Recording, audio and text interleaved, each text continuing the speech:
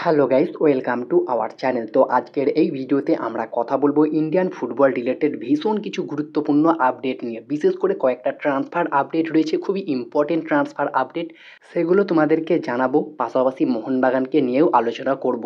তো সব কিছু বিস্তারিত আলোচনা করব আজকের এই ভিডিওতে। তো চলো বেশি দেরি না করে আজকের ভিডিও শুরু করা যাক।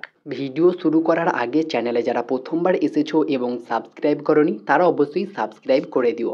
তো ফার্স্ট অফ অল আমরা কথা বলে নেব মোহনবাগানের একটি আপডেট নিয়ে। তো মোহনবাগানের প্লেয়ার মনবীর সিং, তার একটু চোট লেগেছিল, গতকালকে শোনা গিয়েছিল। তবে আজকে পাঞ্জাব এফসির এগেনস্টে মোহনবাগান খেলবে। আর এই ম্যাচের আগে বেরিয়ে আসলো দারুণ একটা সুখবর, মনবীর সিং তিনি পুরোপুরি ফিট রয়েছে আর সম্ভবত এই ম্যাচে তিনি খেলবেন। এই আপডেটটা কিন্তু বেরিয়ে আসছে, দারুণ সুখবর বলতে পারো। কারণ একাধিক চোট তো পেয়েছে মোহনবাগানের প্লেয়াররা, সেখানে মানবীরের মতো প্লেয়ার যদি চোট পেয়ে যেত অবশ্যই মোহনবাগানের জন্য ভীষণ বড় একটা ধাক্কা হয়ে যেত। তো এটা কিন্তু খুবই ভালো একটা সুখবর যে মনবীর সিং তিনি কিন্তু পুরোপুরি সুস্থ রয়েছে এবং খেলতেও পারবেন। আর মোহনবাগান আজকে পাঞ্জাব এফসির এগেনস্টে খেলছে। আর বছরের শেষে এই শেষ ম্যাচটা কিন্তু জয় দিয়েই শেষ করতে চাইবে এই বছরটা। তো অবশ্যই মোহনবাগানের কাছে ভীষণ ইম্পর্টেন্ট এই ম্যাচটা। তবে বেশ কিছু গুরুত্বপূর্ণ প্লেয়ার নেই, যেমন Dimitri Petratos, Ashique Kuruniyan, Stewart খেলবে কিনা এই বিষয়েও সন্দেহ রয়েছে। তো সেখানেই দেখা যাক পাঞ্জাবের মতো কঠিন প্রতিপক্ষকে কিভাবে হারায় মোহনবাগান সুপার জায়ান্ট। আজকের ম্যাচটা তো খুবই ইম্পর্টেন্ট মোহনবাগানের কাছে। তো তোমাদের কি মনে হয় আজকের ম্যাচে কি মোহনবাগান জিততে পারবে? অবশ্যই কমেন্টে জানিও। এরপরে যদি আমরা কিছু ট্রান্সফার আপডেট নিয়ে কথা বলি, প্রথমত যে ট্রান্সফার আপডেটটা বেরিয়ে আসছে সেটা ওড়িশা এফসিকে নিয়ে।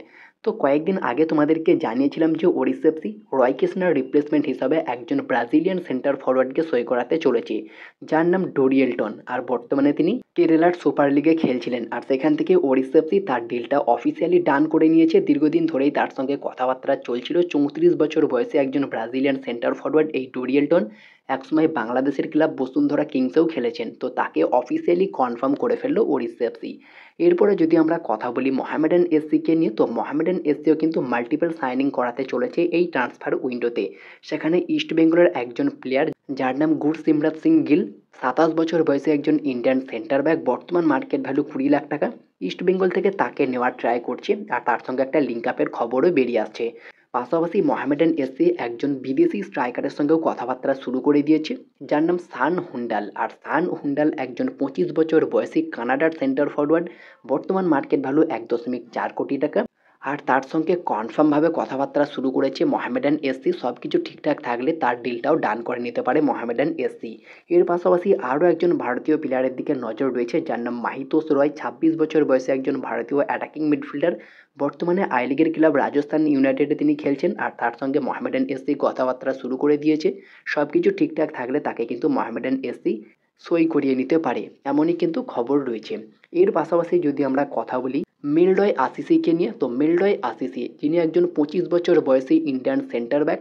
সেন্টার ব্যাকের পাশাপাশি ডিফেন্সিভ মিডফিল্ডার, সেন্ট্রাল মিডফিল্ডার পজিশনে খেলতে পারে, মাল্টিপল অপশানে খেলতে পারে এই মিলডয় আসিসি। বর্তমানে তিনি পাঞ্জাব এফসিতে খেলছে, বর্তমান মার্কেট ভ্যালু 80 লাখ টাকা। আর তার কাছে কিন্তু আইএসএলের একাধিক ক্লাবের অফার রয়েছে। আর তিনি সম্ভবত পাঞ্জাব এফসি ছাড়তে পারে, কারণ বর্তমানে মিলডয় আসিসি একদমই গেম টাইম পাচ্ছে না, যার ফলে হয়তো পাঞ্জাব ছাড়তে পারে। আর মোহনবাগানের জন্য সবচেয়ে বেস্ট একটা অপশন, যেহেতু মোহনবাগান একজন ভালো মানের ভারতীয় সেন্টার ব্যাককে চাইছে, তো সেখানে মিলডয় আসিসি খুবই ভালো একটা অপশন হতে পারে। Centre back, defensive midfielder, central midfielder প্রত্যেকটা পজিশনে তিনি খেলতে পারেন, যার জন্য মোহনবাগানের জন্য খুবই ভালো একটা চয়েস কিন্তু হতে পারে এই মিলডয় আসিসি। তবে এই মেলডয় আসিসির দিকে নজর রয়েছে বিশেষ করে north east United FC, Jamshedpur FC, Kerala Blasters FC, Hyderabad FC এবং মোহামেডান এসসি। এই 4 থেকে 5টা আইএসএল ক্লাবের খুবই ইন্টারেস্ট রয়েছে এই মেলডয় আসিসিকে সই করানোর দিকে। বাকি দেখা যাক ফাইনালি মেলডয় আসিসি পাঞ্জাব এফসি ছেড়ে কোন ক্লাবে যোগ দেয়। তো মোহনবাগানের কি এই প্লেয়ারটিকে নেওয়া উচিত? পাঞ্জাব এফসির 3টে প্লেয়ার কিন্তু বর্তমানে ট্রান্সফার মার্কেটে অ্যাভেলেবেল থাকতে পারে। 1 মেলডয় আসিসি, 2 নিখিল প্রভু, 3 অভিমিতেই। 3জনেই কোয়ালিটি ডিফেন্ডার। আর এই 3জনের মধ্যে একজনকে অবশ্যই টার্গেট করা উচিত মোহনবাগানের, আমি মনে করছি। বাকি তোমাদের কি মতামত অবশ্যই কমেন্টে জানিও। তো এই ছিল আজকের ভিডিওটি ভালো লাগলে লাইক শেয়ার কমেন্ট অবশ্যই করে দিও। আর আমাদের চ্যানেলে প্রথমবার এসে থাকলে সাবস্ক্রাইব করে পাশের বেল আইকনটিকে অল প্রেস করে দিও। তো দেখা হচ্ছে নেক্সট ভিডিওতে। Bye bye.